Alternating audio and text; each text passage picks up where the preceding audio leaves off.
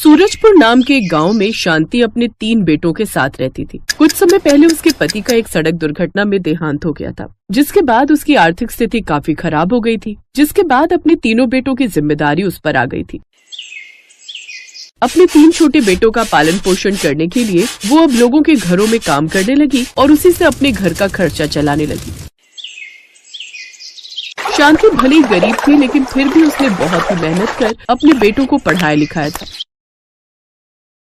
बच्चों, अब तुम तीनों ने 12वीं पूरी कर ली है, इसलिए मैं चाहती हूँ कि तुम अब आगे की पढ़ाई करो। तुम जितना ज्यादा पढ़ाई करोगे, तुम्हारी नौकरी उतनी ही अच्छी लगेगी। तुम्हारे पिता का सपना था कि उनके तीनों बेटे अच्छे पढ़े लिखे और बड़ी नौकरी करें।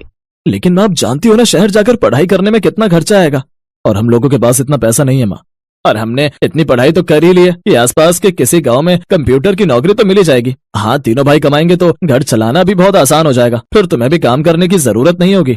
नहीं बेटों, मैंने तुम तीनों की पढ़ाई के लिए इतने साल यूं ही मेहनत नहीं की। मैं नहीं चाहती कि तुम लोग छोटी मोटी नौकरी करो। मैं चाहती हूँ कि तुम तीनों पढ़ लिख कर कामयाब बनकर गाँव लौटो। और हाँ, तुम लोगों को किसी भी चीज की जरूरत हो तो मुझे कहने से हिचकिचाना मत, लेकिन आगे पढ़ो और फिर आगे बढ़ो।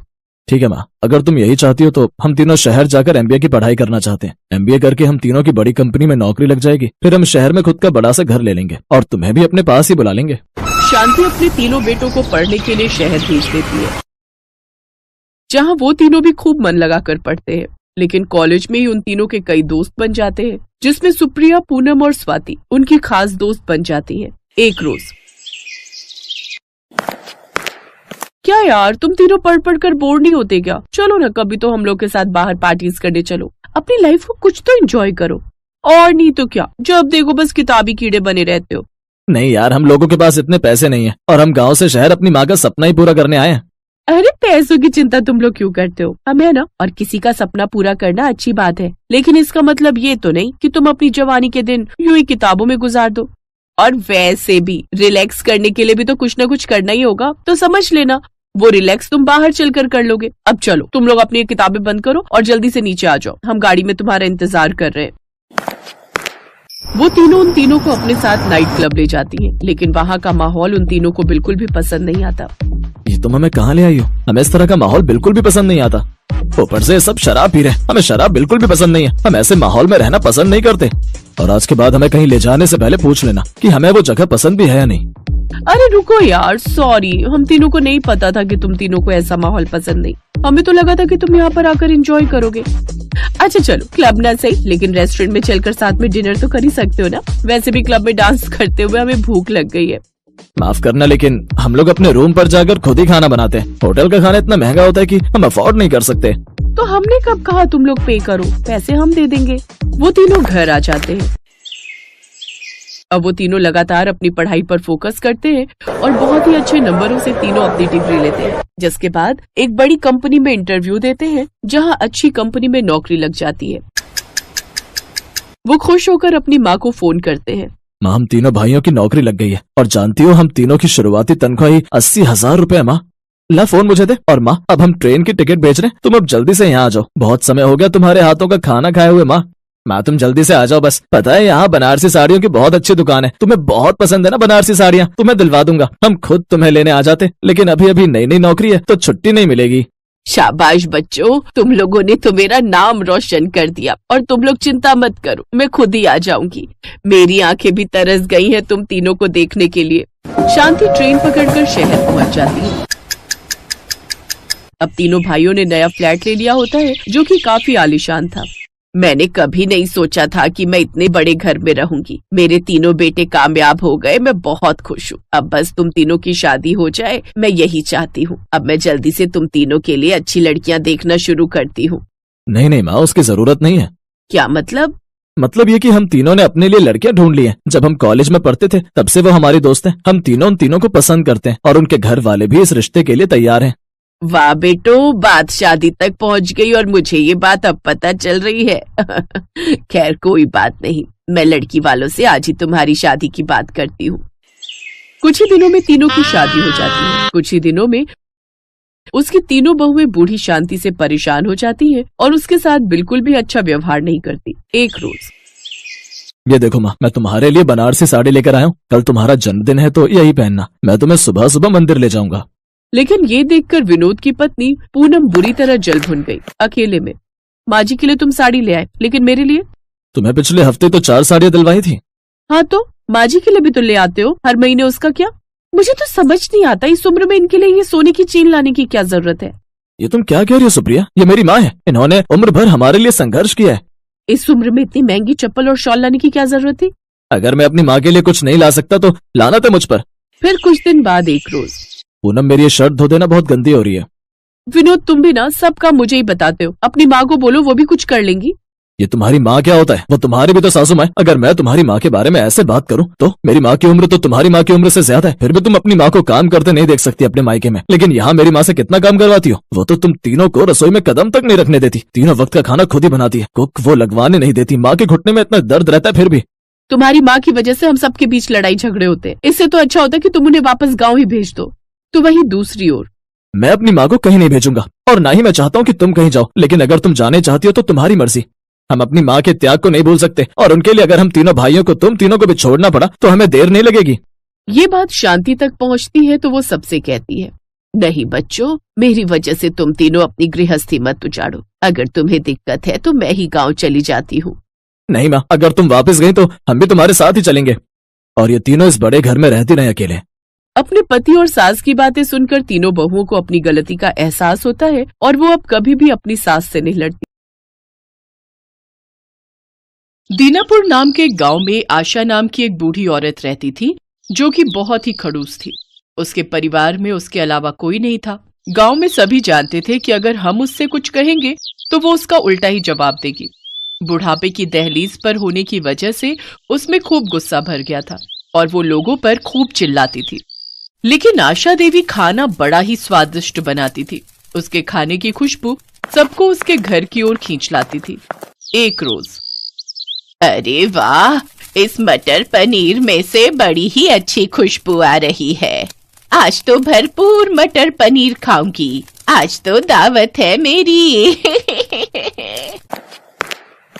अम्मा आज क्या बना रही हो? बड़ी ही अच्छी खुशबू आ रही है। तू क्या करेगी जानकर, हैं? और क्यों आई है यहाँ? माँ ने ये दूध भिजवाया था। उनके हाथ से आपका दूध गिर गया था ना। अच्छा ठीक है, चल जा अब यहाँ से। रेनू वहाँ से चली गई। उस दूध को देख आशा ने सोचा, मटर पनीर के साथ मैं खीर भी बना लेती हूँ। आज मीठे में खीर खाने की बड़ी इच्छा हो रही है। अब खीर बना रही हूँ तो साथ में थोड़ी पूरी भी निकाल लूंगी अपने लिए। वैसे भी तो कभी कभार ही पकवान खाने को नसीब होते हैं। लेकिन मावा तो है ही नहीं खीर में डालने के लिए। आशा देवी मावा लेकर घर लौट रही होती है, तभी उसे बिरजू मिलता है। क्या बात है काकी, मावा? लगता है आज कुछ खास बन रहा है घर पर। सुना है बड़ा ही स्वादिष्ट खाना बनाती हो तुम। अरे कभी हमें भी अपने घर पर बुलाया करो। क्यों? वो अपनी लुगाई को जाकर बोल, मैंने क्या तेरा कर्जा लिया है जो तुझे बनाकर खिलाऊं? हाँ। कुछ देर बाद आशा देवी घर पहुंचती है और खीर में मावा डालती है, जिससे उसके घर से खूब अच्छी खुशबू आने लगती है। वो खुशबू सूंघकर उसकी पड़ोसने किसी न किसी बहाने से उसके घर आती हैं, लेकिन आशा देवी बिना किसी को कुछ दिए ही वहां से भगा देती है।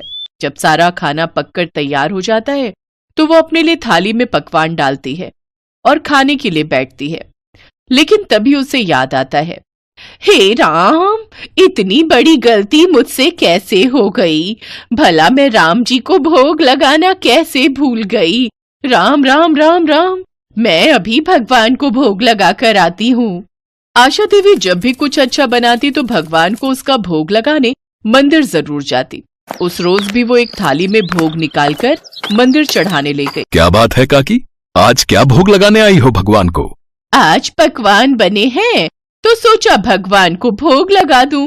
भगवान के साथ साथ कभी ब्राह्मण को भी भोजन करवा दिया करो। तुम तो रहने ही दो पंडित, तुम्हारी जीभ कितनी चटोरी है, ये सब हम अच्छे से जानते हैं।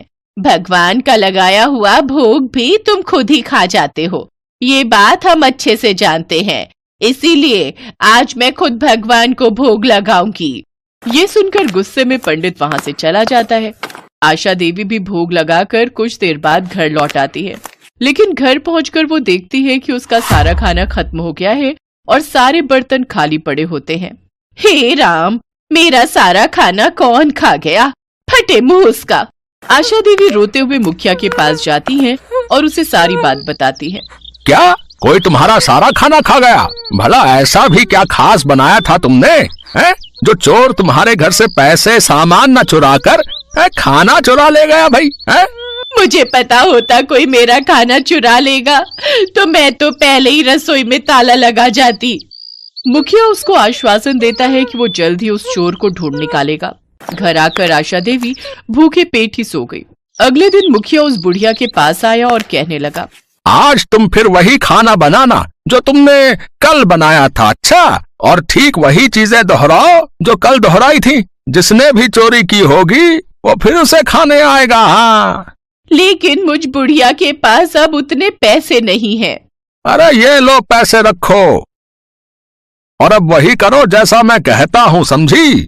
आशा देवी फिर से वही सब पकवान बनाती है और आज के पकवान की खुशबू तो कल से भी ज्यादा अच्छी थी।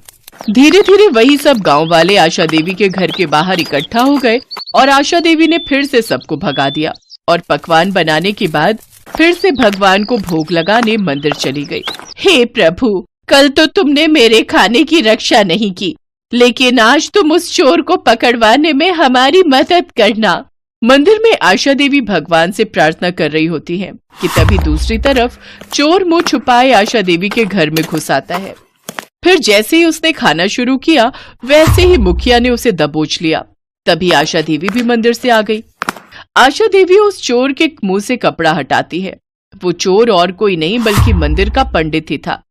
पंडित, तुझे चोरी करते हुए शर्म नहीं आई?